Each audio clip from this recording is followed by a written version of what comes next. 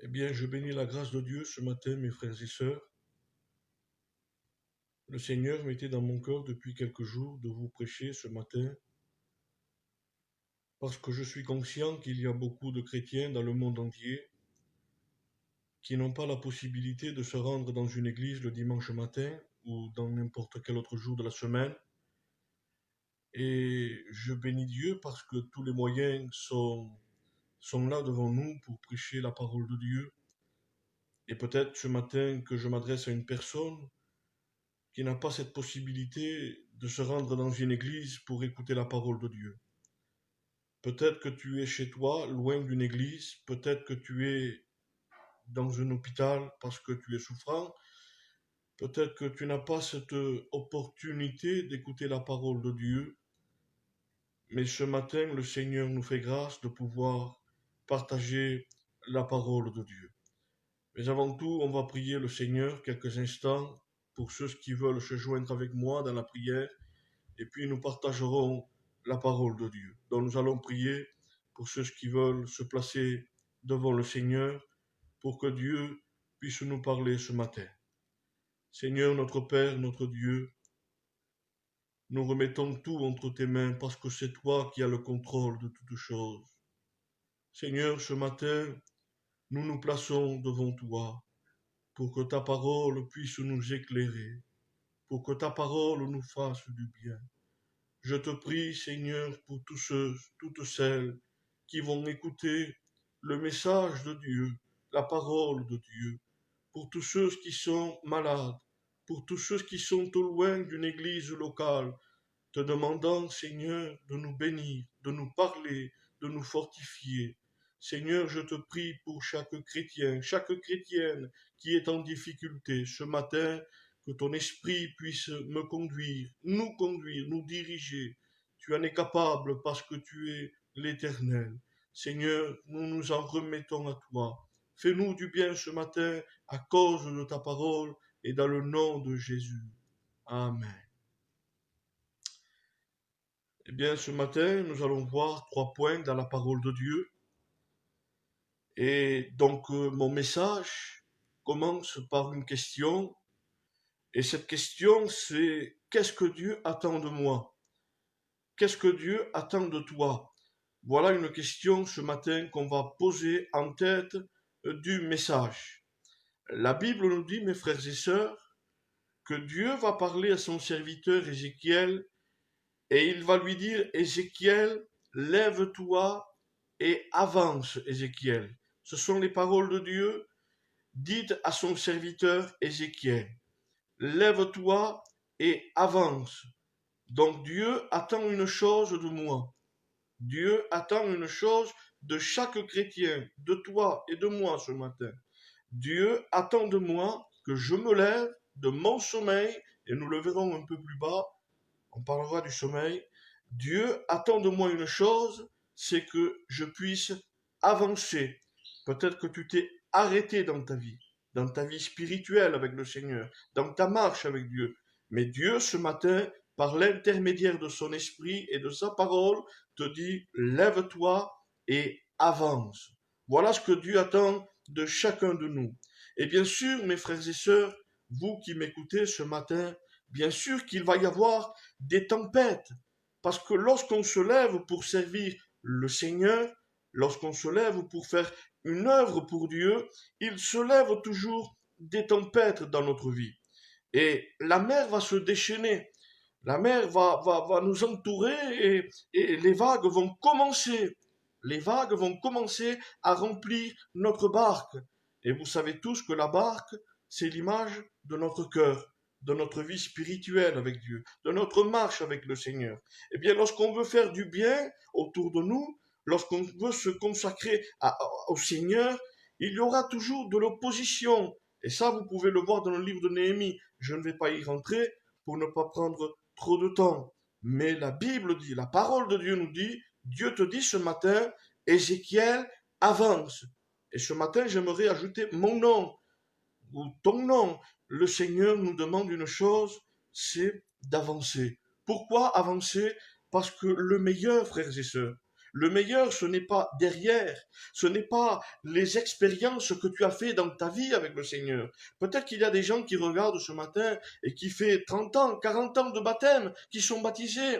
Mais la Bible nous enseigne que le meilleur est devant nous. Le meilleur est devant toi, mon ami, mon frère qui écoute ce matin. Le meilleur est devant toi. C'est pour cela que Dieu te conseille, que Dieu t'exhorte ce matin de pouvoir avancer. Il y a une chose que tu dois comprendre, que je dois comprendre. Si je m'arrête dans ma vie chrétienne, si je m'arrête, ne serait-ce que quelques moments, eh bien il va se passer quelque chose. Lorsqu'on s'arrête de marcher avec Dieu, lorsqu'on s'arrête d'avoir ce zèle dans notre cœur pour le Seigneur, il y a une chose. Et j'aimerais attirer ton attention. Écoute bien, ouvre les oreilles de ton cœur. Si tu t'arrêtes dans le chemin qui mène à Dieu, tu vas finir par t'endormir. Et j'aimerais dire ce matin, j'aimerais souligner que le sommeil est très dangereux pour le chrétien et pour la chrétienne. Oui, mes frères et sœurs, le sommeil, c'est quelque chose à considérer, à faire attention pour ne pas justement tomber dans cet assoupissement. Le sommeil, j'ai pu étudier le sommeil spirituel, ce que cela symbolisait. Le sommeil, écoutez bien, le sommeil, c'est un relâchement qui me conduit loin de Dieu, qui me conduit loin de la face de Dieu, tel un fleuve assez puissant, avec un courant puissant qui m'entraîne loin des choses de Dieu, loin des voies de Dieu, de la face de Dieu. Voilà pourquoi je m'exhorte, je t'exhorte de la part de Dieu de ne pas jouer avec le sommeil, mais d'avancer comme la parole de Dieu l'a demandé à Ézéchiel. Ézéchiel avance. Il y a une remarque, je l'ai vue et vous l'avez peut-être vu dans des reportages animaliers, il y a le requin. Le requin est obligé de nager continuellement. Il y a une chose qui va se passer s'il s'endort. S'il s'endort, il va étouffer et il va finir par mourir. Et c'est pareil, mes frères et sœurs. C'est pareil pour chacun de nous. Si nous nous arrêtons, nous allons perdre spirituellement cet oxygène de Dieu, cette vie qui est alimentée par Dieu. Et nous allons mourir spirituellement. Et je sais ce matin que l'Esprit de Dieu nous exhorte à ne pas nous endormir. Oui, tout est fait. Tout est là pour nous endormir, pour nous dorloter, comme on pourrait balancer un enfant pour le faire dormir. Mais la parole de Dieu est là, l'Esprit de Dieu est là, pour nous rappeler ces choses, afin que nous ne tombions pas dans les pensées du diable. Et Paul, le prince des apôtres, avertit les églises. Et les églises, c'est moi. Les églises, c'est toi. Toi qui es en train de regarder chez toi, dans ta maison, ou dans ton lit d'hôpital. Paul avertit les églises. Dans Romains 13, verset 11, je vous donne la référence pour que vous puissiez le lire chez vous. Romains 13, verset 11, il est dit, vous connaissez le temps où nous sommes et c'est le moment de sortir de votre sommeil. Mes frères et sœurs, je vous demande pardon, mais nous ne sommes pas des fous, des ignorants, des enfants. Nous sommes des chrétiens, des enfants de Dieu. Et le Seigneur a mis dans notre cœur la pensée pour distinguer, pour discerner les choses. Et nous savons dans quel temps nous vivons. Nous vivons dans un temps mauvais. Nous vivons dans un temps où tout est fait pour nous détourner de la face de Dieu. Nous vivons dans ce temps-là. Mais Paul nous exhorte à sortir de ce sommeil. Et je t'exhorte à toi ce soir, ce matin plutôt. Je t'exhorte, enfant de Dieu, à sortir de ton sommeil. Ne dors plus. Ne te laisse plus bercer par les choses de ce monde, parce que je te le dis de la part de Dieu. Je te le dis parce que je suis poussé par le Saint-Esprit à te le dire. Si tu continues dans cette voie, dans ce chemin, tu vas périr spirituellement. Et tu seras comme Samson. Tu diras un jour, je m'en sortirai, comme les autres fois. Mais il ne savait pas que l'Esprit de Dieu s'était retiré de lui. Et ce matin, il est important de faire un examen dans ta vie. Ce matin, l'apôtre Paul nous exhorte à nous analyser, comme on pourrait faire des analyses. Dieu te demande de t'analyser pour voir si tu es encore dans la foi, pour voir si tu es encore dans le chemin qui te conduit au Seigneur. Mes frères et sœurs, pourquoi j'insiste ce matin? Pourquoi j'insiste à ce que nous soyons réveillés, à ce que nous soyons proches de Dieu, à ce que nous soyons vigilants? Pourquoi j'insiste? Parce que la Bible nous dit que Jésus est proche. Jésus est à la porte. Certains croient que la promesse a été retardée, que Jésus ne reviendra pas. Mais la Bible dit que Dieu, Jésus, use de patience pour que le plus grand nombre soit sauvé. Mais la Bible nous dit que Jésus est proche. Et il est plus proche de nous que lorsque nous y avons cru. C'est ce que dit la parole de Dieu dans 1 Corinthiens 7, verset 29. Il est dit, frères et sœurs chrétiens, je vous le dis, il reste peu de temps. Il reste très peu de temps. Nous entendons les informations, nous voyons ce qui se passe autour de nous, et comme je le disais tout à l'heure, nous sommes des gens conscients, intelligents, et nous savons ce qui se passe autour de nous. Cela annonce le retour de Jésus. Et si je suis endormi, si tu es endormi, lorsque le Seigneur reviendra, eh bien il nous laissera, il ne nous prendra pas, parce que Jésus revient chercher ceux qui lui appartiennent, ceux qui lui sont fidèles, ceux qui ont marché avec lui.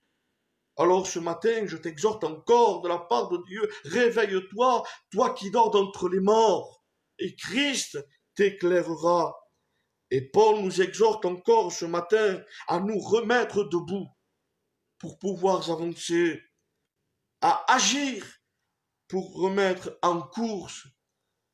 La Bible dit, écoute bien, la parole de Dieu nous dit, tu courais si bien, qui t'a arrêté? Tu courais si bien, qui t'a arrêté? Tu étais le premier dans ton église, tu étais fidèle à la parole de Dieu, tu étais un homme, une femme de Dieu, qui cherchait Dieu dans la prière, dans la lecture, dans les jeûnes, mais tu t'es arrêté parce que tu as regardé à droite et à gauche et tu as commencé à t'endormir comme nous l'avons vu selon la parole de Dieu. Mais j'insiste ce matin, j'insiste parce que je sais qu'il y a beaucoup de chrétiens qui se sont endormis dans la foi et qui ont perdu la conscience que Jésus revient nous chercher. Mes frères et sœurs, la Bible nous parle d'un homme qui s'appelait Élie. Et Élie, à un moment donné, il a été comme nous, parce que la Bible dit qu'il était de la même nature que nous. Élie a eu un problème, et la Bible nous dit qu'il a fui dans le désert, au lieu de chercher la face de Dieu. Et c'est ce que nous devrions faire ce matin, lorsqu'on rencontre des déserts dans notre vie, des problèmes. Au lieu de fuir, nous devrions consulter Dieu, parler avec Dieu, pour trouver une solution avec Dieu, parce qu'il y a toujours des solutions. Mais la Bible nous dit que Élie a fui dans le désert. Et lorsqu'on fuit dans le désert, eh bien on veut en quelque sorte échapper au contrôle de Dieu. On veut contrôler nos propres problèmes. Élie a fui dans le désert. À un moment donné, la Bible nous dit qu'il s'est couché sous un genêt, sous un arbre. Et là, il a commencé à s'endormir, comme peut-être tu l'as fait dans ta vie, comme peut-être je l'ai fait dans la mienne. Il s'est endormi. Mais lorsque le Seigneur voit un de ses enfants en train de dormir, le Seigneur ne peut pas rester indifférent parce qu'il nous aime trop. Et il sait qu'il y a du danger à dormir. Alors le Seigneur a envoyé un ange et il l'a envoyé vers Élie. Et ce matin, j'aimerais te le dire, te le répéter, que le Seigneur, il envoie son esprit vers toi. Et la Bible nous dit que l'ange va le toucher au côté pour le réveiller et il va lui dire, Élie, le chemin est encore long. Ça veut dire que la marche chrétienne n'est pas terminée jusqu'à ce que le Seigneur revienne. Tu n'as pas le droit de dormir. Et la Bible nous dit que par l'intermédiaire de l'ange, on va lui donner une cruche d'eau, qui est l'image du Saint-Esprit, bien sûr, pour chacun de nous, et une galette, un gâteau au miel, pour lui redonner des forces. Ce matin, le Saint-Esprit est là pour nous redonner de la force. La parole de Dieu est là pour nous relever. À toi qui es faible, mon ami, mon frère, à toi qui as perdu le courage, parce que tu as peut-être reçu une mauvaise nouvelle, parce que peut-être tu es malade depuis de nombreuses années. Je ne connais pas ton problème, ta difficulté, mais le Seigneur, lui, il voit dans la profondeur des cœurs et des reins, et le Seigneur, lui, il veut te remettre debout. Avance, Ézéchiel, avance, pour que tu puisses reconquérir la terre promise. Nous allons voir le deuxième point, et je me dépêche. Qu'est-ce que Dieu attend de moi? C'était la question de ce matin de mon message. Qu'est-ce que Dieu attend de moi? Eh bien, mes frères et sœurs qui me regardaient, après avoir avancé dans notre vie, après m'avoir levé et avancé pour servir le Seigneur, Dieu me demande une deuxième chose. Je me suis levé, j'ai avancé, mais maintenant le Seigneur me demande d'aller au combat. Et le Seigneur ce matin te demande de te lever, d'avancer, mais d'aller au combat. Et quel est ce combat que Dieu me demande de combattre? Parce que beaucoup de gens aujourd'hui interprètent mal les Écritures. Nous nous combattons entre frères et sœurs aujourd'hui. Dans les églises, c'est devenu quelque chose de moderne. Les gens se combattent pour une place, pour un ministère, pour une chorale. Mais Dieu nous demande d'aller au combat.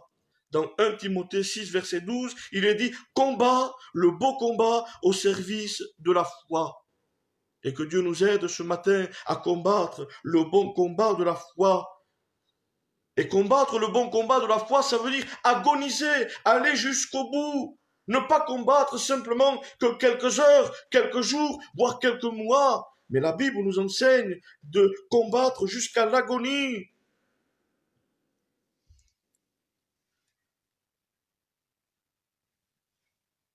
Mon frère, ma sœur qui me regarde ce matin, si Dieu t'a demandé d'aller au combat, si Dieu nous demande quelque chose, la Bible nous enseigne qu'il faut toujours se lever et obéir à la voix de Dieu. Pourquoi je vous dis ça? Je vais vous donner une histoire. La Bible nous dit que lorsqu'Israël a quitté l'Égypte, ils ont marché et là, ils devaient prendre possession de la terre promise. Ils avaient la bénédiction de Dieu. Ils avaient l'accord de Dieu. Ils avaient la protection de Dieu. Pour prendre cette terre où coule le lait et le miel. Mais la Bible dit qu'ils ont commencé à s'entretenir entre eux, commencé à discuter pour trouver une solution, pour essayer d'aller voir comment prendre le pays. Et la Bible nous dit que lorsque les espions sont revenus, ils ont dit, c'est un beau pays, il y a du fruit en abondance, nous serions bien dans ce pays.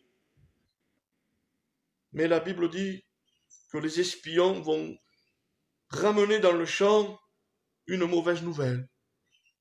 Et ils ont dit, si nous rentrons dans ce pays, nous allons tous mourir, parce que nous avons vu des enfants d'Anak, c'est-à-dire, il y avait des géants à terrasser, à faire tomber, pour pouvoir prendre la bénédiction. Nous allons être mis à mort par le fil de l'épée, parce qu'ils sont nombreux comme les sauterelles, ce sont des géants. Et la Bible nous dit qu'ils ont commencé à avoir peur. La peur s'était installée dans le camp des Hébreux. Et j'aimerais te dire ce matin que la peur ne vient pas de Dieu. Le doute ne vient pas de Dieu. Parce que le doute, au lieu de me faire avancer, au lieu de progresser, le doute va me faire reculer. Et c'est ce qui s'est passé. La Bible nous dit qu'au lieu de monter, au lieu de prendre la bénédiction qui était là, la Bible dit qu'ils ont reculé, ils sont repartis dans le désert parce qu'ils n'ont pas eu confiance en Dieu. Ce matin, de la part de Dieu, je t'exhorte à avoir ta confiance dans le Seigneur. Ne mets pas ta confiance dans un homme, dans une église, dans un pasteur, ça ne sert à rien. Mets toute ta confiance entre les mains de Dieu et Dieu, il agira. Mon frère, ma sœur, il n'y a pas de combat. Il n'y a pas de bénédiction sans combat. Parfois, on voudrait la bénédiction sans monter dans le pays, sans terrasser les géants qui sont devant nous, parce qu'il y aura toujours des géants dans notre vie chrétienne avec Dieu. Ce n'est pas un jour, ce n'est pas 2 jours, c'est jusqu'à notre mort. Des géants vont se lever contre nous. Mais c'est à nous, comme a dit David, Goliath, tu viens avec l'épée, la lance et le javelot, mais moi je viens au nom de l'Éternel, combat au nom de l'Éternel, non pas au nom d'une église, non pas au nom d'un pasteur, mais combat au nom de l'Éternel, et tu seras victorieux.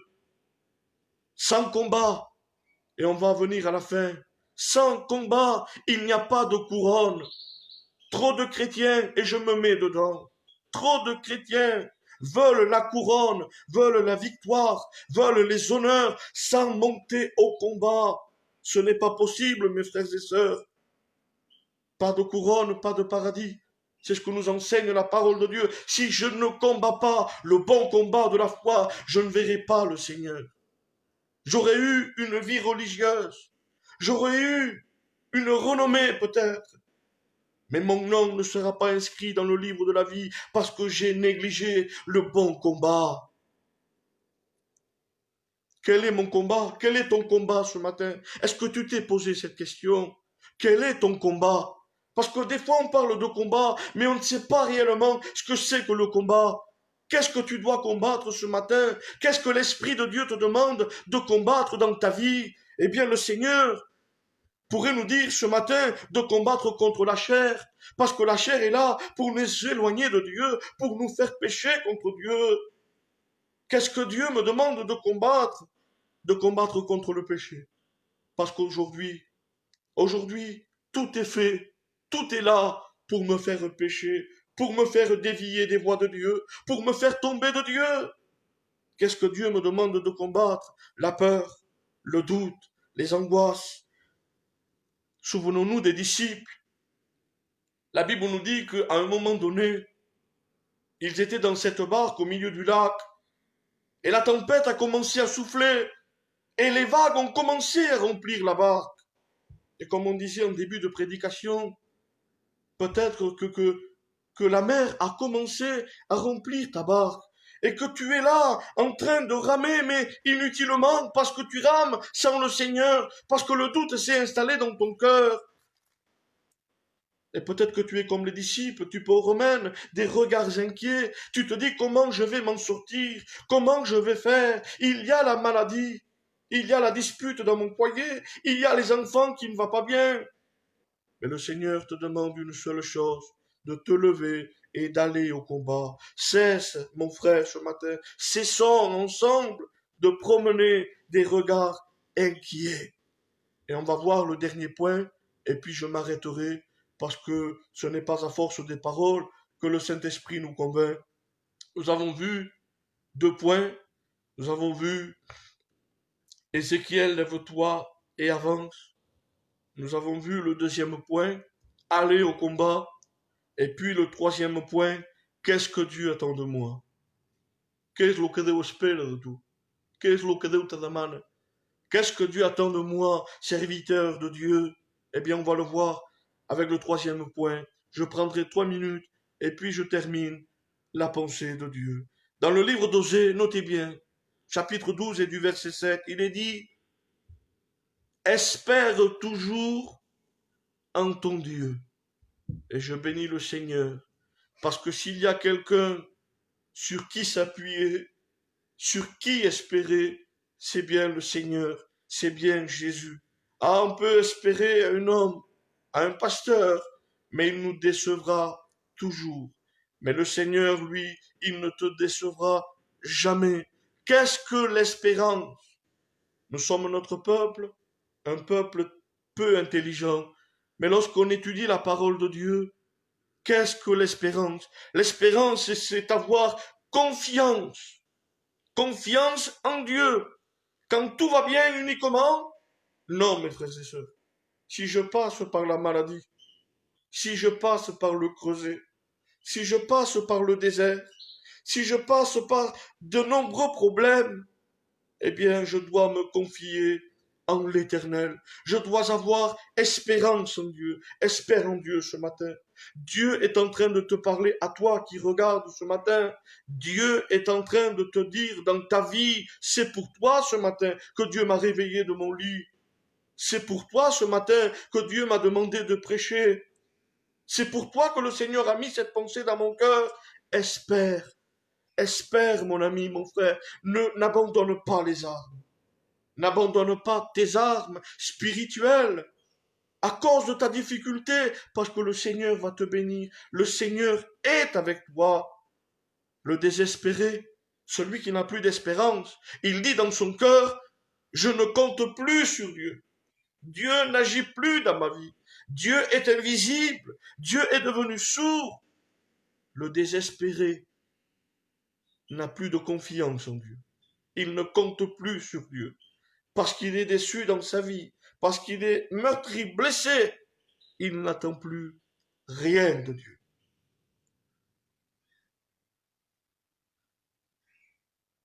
Mais celui qui espère, et je vais terminer, celui qui espère, il avance contre vent et marée. La tempête pourra se lever, les problèmes pourront venir, si tu espères en Dieu. J'insiste ce matin, et je le fais exprès, si tu espères en Dieu, tu verras la gloire de Dieu. L'espérance, ça veut dire attendre dans le silence que Dieu vienne agir dans ma vie. Alors un dernier conseil, avant de fermer la parole de Dieu. Tu es peut-être meurtri, fatigué, tu n'en peux plus, tu n'as plus la force d'avancer. Tu cherches une porte pour pouvoir passer, sortir de cette situation où tu te trouves, et il n'y en a pas. Et le Seigneur te dit ce matin qu'il voit tes larmes, il connaît tes douleurs, il connaît tes angoisses, il connaît tes problèmes. Le Seigneur est avec toi. Alors on va terminer la pensée de Dieu. Ézéchiel, lève-toi et avance. Lève-toi, lève-toi ce matin. Ne reste plus dans ta position de faiblesse, de ta position d'assis. Quelqu'un d'assis, c'est quelqu'un qui ne marche pas. C'est quelqu'un qui va s'endormir. Ézéchiel, lève-toi et avance. Le deuxième point, c'était va au combat. Combat le bon combat de la foi, mon ami, mon frère. Et puis, le troisième point, c'était aie de l'espérance en Dieu. Espère toujours en ton Dieu, parce que Dieu est avec toi.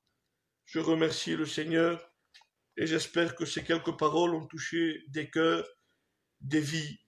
Alors ce matin, on va remercier le Seigneur. Seigneur, nous te remercions pour ta parole qui nous a été accordée. Tu nous as donné ton esprit. Et je sais que ta parole ne revient pas à toi sans avoir fait de son effet dans les cœurs. Je te prie pour moi, je te prie pour ceux qui ont entendu le message de Dieu ce matin, te demandant d'être avec nous, de nous conduire, de nous bénir dans la grâce de Dieu, dans le nom de Jésus. Amen. Mes frères et sœurs, je vous laisse dans la paix de Dieu, vous rappelant que j'ai créé un groupe dans Facebook, et le groupe, ça s'appelle Questionnaire biblique. Donc, si vous n'êtes pas encore abonné, abonnez-vous. C'est un groupe où nous partageons la parole de Dieu, où nous posons des questions. Et ce soir, à minuit, nous allons partager un thème avec le groupe sur la foi. Donc, si vous avez des questions sur la foi, vous les notez. Et ce soir, sur le groupe, eh bien, vous poserez vos questions. Et comme ça, on pourra partager la parole du Seigneur. Et que Dieu vous bénisse.